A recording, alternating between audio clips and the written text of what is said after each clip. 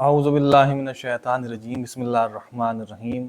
नाज़रीन गिरामी, आज का एक बड़ा ही मुहिम मसला है और वो ये कि अगर हमारे लिबास पर बिल्ली के बाल लगे हुए हों तो क्या उस लिबास के साथ हम नमाज पढ़ सकते हैं या नमाज नहीं पढ़ सकते। ये मसला मुहिम इसलिए है क्योंकि आजकल हमारे घरों में और हम माशरे में देख रहे हैं कि जो पर्शियन कैट्स होती हैं उनको पालने का एक बड़ा ही रिवाज चल चुका है। हालांकि इसको पालने की ममानियत और मनाही तो नहीं है, बल्कि कुछ हैवानात तो ऐसे हैं कि जिनके पालने की बड़ी ताकीद की गई है और कुछ हैवान ऐसे भी हैं कि जिनको पालने से मना किया गया है।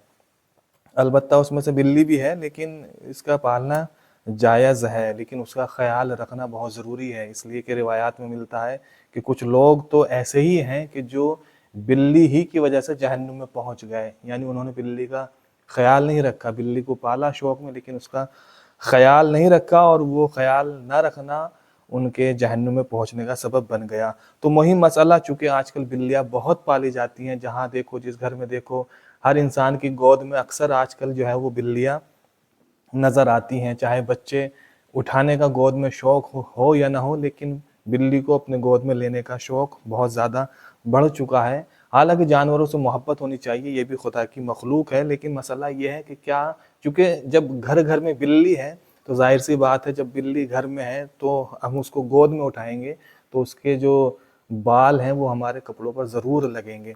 तो अब मुहिम मसला ये है कि क्या जब बाल हमारे कपड़ों पर लगे हुए हैं, चिपके हुए हैं, तो क्या हम नमाज पढ़ सकते हैं या नमाज नहीं पढ़ सकते।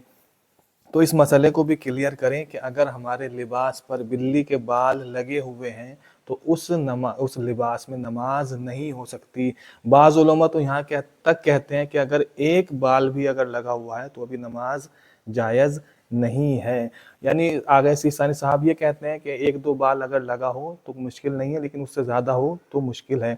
यानी अब हमको एहतियात ये करनी चाहिए कि नमाज अगर हमारे घर में बिल्ली पली हुई है और हम उसको शौक़ है अपनी गोद में उठाने का बिठाने का, तो फिर नमाज के लिए हमारा लिबास एक अलग होना चाहिए। या फिर एहतियात करें, अपने कपड़ों को अच्छे से साफ़ करें और साफ़ करने के बाद फिर नमाज पढ़ें।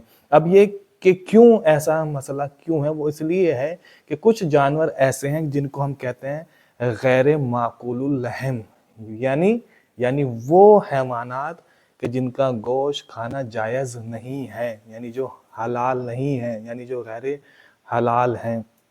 उसी में से जैसे बिल्ली है, खरगोश है और शेर है, चीता है और बहुत से जानवर ऐसे हैं कि जो गैर माकुलुल लहम है, यानी जिनका गोश्त खाना जायज़ नहीं है, यानी उनका गोश्त नजिस है, उनकी जो अज्जा हैं वो भी नजिस है। लिहाजा उनके अज्जा अगर हमारे लिबास पर लगे हुए हैं, चाहे वो बाल हो, अगर वो हमारे लिबास पर लगे हुए हैं तो फिर उस लिबास के साथ हमें नमाज पढ़ना जायज़ नहीं है। लिहाजा जो लोग बिल्लियाँ पालते हैं, जिनको बिल्लियाँ पालने का शौक़ है, वो पालें, लेकिन इस बात का ख्याल रखें कि नमाज पढ़ते वक्त बिल्ली के बाल हमारे लिबास पर लगे हुए ना हों।